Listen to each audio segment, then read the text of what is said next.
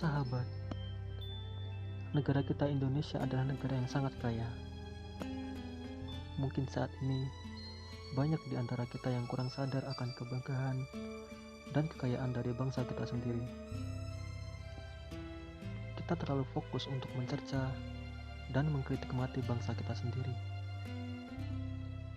Kita menganggap bangsa kita sendiri sebagai bangsa yang paling korup di dunia, paling kotor, paling padat, dan paling jelek-jelek lainnya. Bangsa Indonesia itu terdiri dari berbagai macam pulau, dan itu menjadikan kita menjadi benar-benar mengerti akan arti perbedaan. Berbeda pulau menjadikan kita berwarna seperti pelangi, indah ditatap dan dinikmati. Masing-masing pulau memiliki bahasa yang berbeda-beda, sehingga jika masalah bahasa, bangsa kita bukanlah bangsa yang miskin akan bahasa.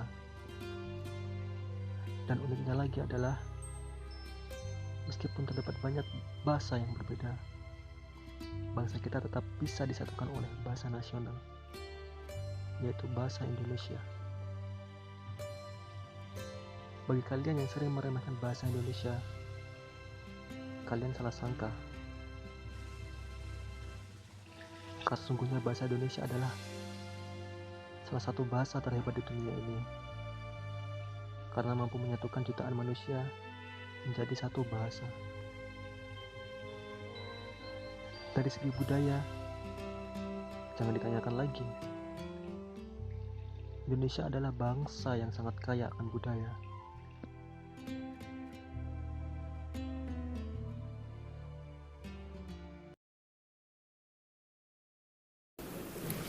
Bismillahirrahmanirrahim. Assalamualaikum warahmatullahi wabarakatuh. Waalaikumsalam warahmatullahi wabarakatuh. Baiklah teman-teman sekalian, kali ini saya bersama dengan kakak saya sendiri, yaitu Mbak Rugiman. Di sini kami akan sama-sama mendengarkan cerita beliau tentang keadaan Indonesia pada zaman dahulu, yaitu pada zamannya. Ya, ini kita akan bercerita mungkin pada zamannya Pak Harto dan seterusnya, yaitu orde masa-masa orde baru. Ya, pada Mbak Rugiman, waktu dan tempat kami persilahkan. Ya, saya zaman dulu sekitarnya tahun 71 itu kerja di pabrik ban di Berpaslori sampai 2003. Selesai itu saya terus keluar dengan hormat. Zaman dulu saya kerja di pabrik ban itu bayarnya cuma sedikit, sebulan itu cuma 500 zaman dulu. Nah itu cuma menyekolahkan anak dua. Nah, yang satu sampai sekarang SMP sampai SMA sudah lulus. Nah sekarang sudah anak saya sudah kerja di bangunan, yang satunya sudah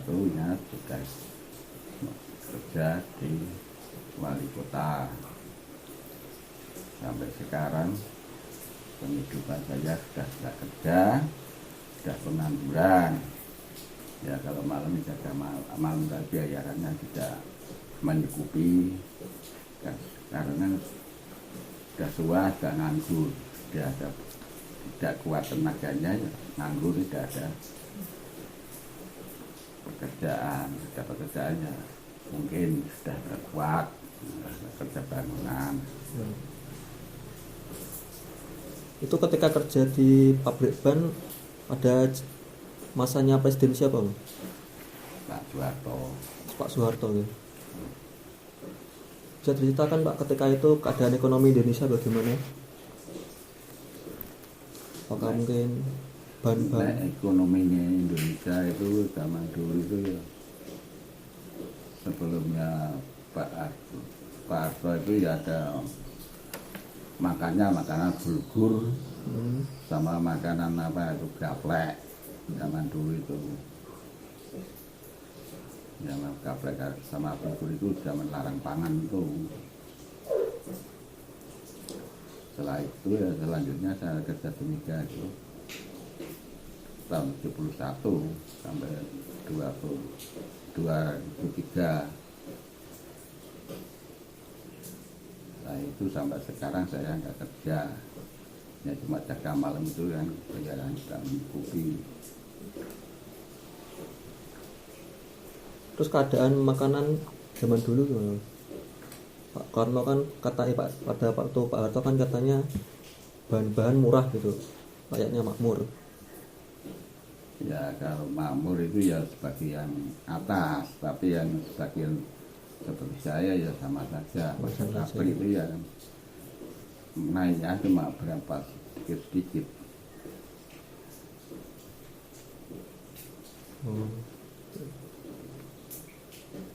Kemudian setelah bergantinya rezim Soeharto ke Pak Habibie gimana? Ya sama saja. Pak Gus Dur ya? Sama saja.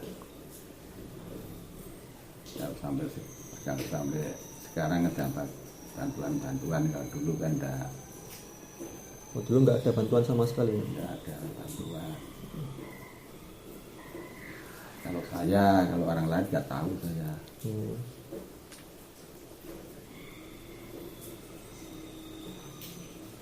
Kemudian pendapat Bapak tentang tentang rezim sekarang, zamannya Pak SBY kemudian zamannya Pak Jokowi, itu gimana? Ya kalau sekarang ya sudah mendapat bantuan itu enak. Ada bantuan. Kalau kan dulu kan tidak ada yang bantu, sama aja. Mereka ya apa adanya makanya. Terus tentang peristiwa turunnya Soeharto tahu Mbak? Soeharto anti demo di sini. Ya Kak turun Pak Harto itu dulu kan kurang jelas saya. Kurang jelas.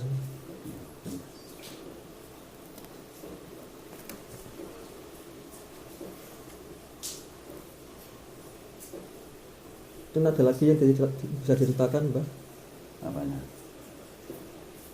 Tentang ekonomi, tentang gimana, tentang politik mungkin.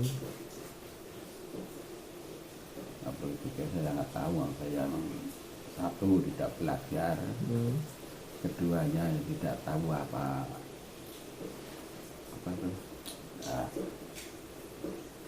kemudian dari kelurahan dalam itu nggak tahu. Saya cuma ya itu adanya kerja, cuma kerja tak jadi aparat bukan, jadi alir bukan, jadi karyawan kecil. Ketika kerja di pabrik ban itu apa yang menyebabkan baik kok langsung keluar dengan hormat gitu? Saya kan dulu kan kalau di pabrik ban itu perjanjiannya kalau sudah ada 25 tahun lah itu dapat pesangon, dapat pesangon. Yeah.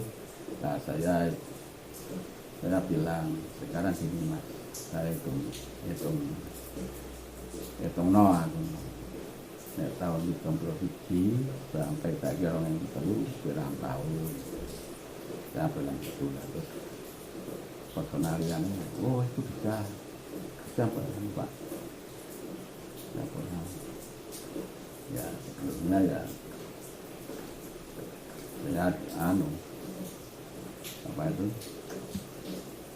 pengajuan terus, dan sebetulnya belum, tidak boleh keluar. Perlu menunggu dulu 2 tahun. Saya nggak kelihatannya itu pabriknya Kak bergoyang sudah labil mau bangkrut ya? Iya, sudah mau bangkrut waktu itu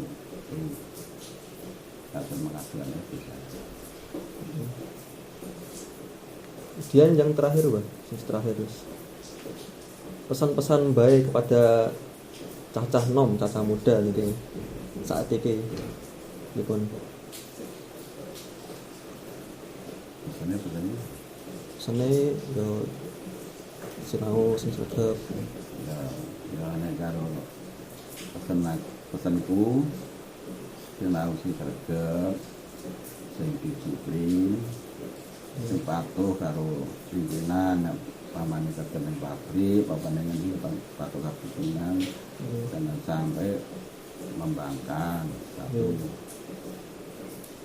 dua, harus disiplin, aktif kerjanya, bagus kerjanya, itu mungkin ada yang senang. Tapi kalau kerjanya legality tidak senang mungkin.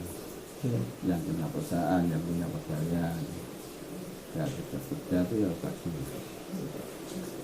Nanti kalau gajinya kan enggak tuh. Tapi kalau kerjanya legality, kerjanya ya mungkin ya sempurna, selereni, ya dapat kerjaan, ya kasihan ya. Dan kalau untuk pesan-pesan untuk anak-anak yang lagi sekolah nih Pak, kayak mahasiswa Kalau anak-anak sekolah itu harus patuh sama gurunya, disiplin, masuk jangan sering bolos, sering berkumpul-kumpul yang tidak bermanfaat. Harus kumpul-kumpul ada yang manfaatnya. Ya, satu. Kedua, harus mentaati perintahnya guru, manut peraturannya di sekolah itu. Kemudian untuk masalah agama Pak, gimana pesannya? Nah, kalau masalah agama, satu, harus taat kepada orang tua. Perintah apa yang betul dijalani, kalau yang tidak betul, yang salah jangan sampai dijalani. Satu, yang kedua harus patuh sholat 5 waktu kalau dalam agama. Ketiganya harus belajar mengaji, syukur sampai kitab Al-Quran lulus, selesai. Terus nanti ada kitab kuning itu harus dibaca yang baik. Ya, kalau beragama itu harus disiplin, patuh, taat, dan manut peraturannya agama itu tadi. Nah, mungkin itu saja yang dapat saya tanyakan kepada Mbak. Semoga yang sedikit ini bermanfaat bagi kita semua, khususnya bagi kaum-kaum milenial, kaum muda kita. Ya, itu sekian, terima kasih Mbak. Assalamualaikum. Rasa kekeluargaan di Indonesia masih sangat kental sekali,